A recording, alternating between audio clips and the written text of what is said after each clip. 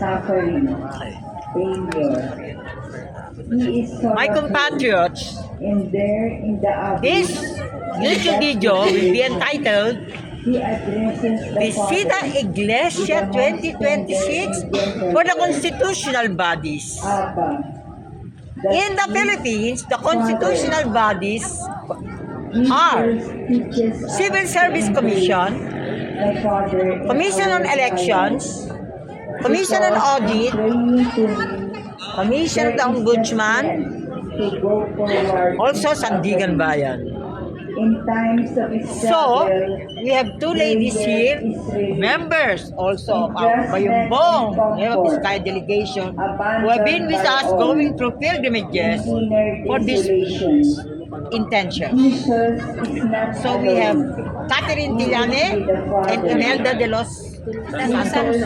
These two wonderful women of the Bayumbong Nueva Vizcaya. Our Lady of Atonement, Our Lady of Atonement, we offer the Philippine Constitutional Bodies, Civil Service Commission, Commission on Election, Ombudsman, Office of the Ombudsman, Office of the Sandigan Bayan, and Commission on Audit.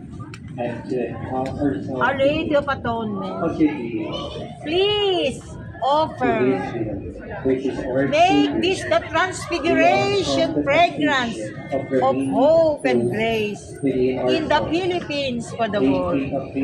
So, Saint Teresa of the Child Jesus, desire and prayer is for every Filipino to be a saint and hero, a hero and saint, through what Saint Teresa of the Child Jesus calls the Philippines Transfiguration Temple for the world, through the Saint Teresa of the Child Jesus Living Saints Productions. We launched in Cannes Film Festival.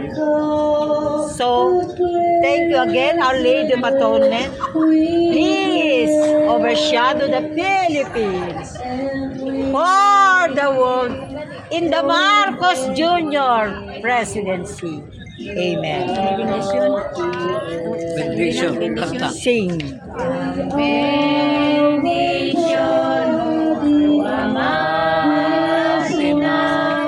Ay amin pong iginagalang, pinupuri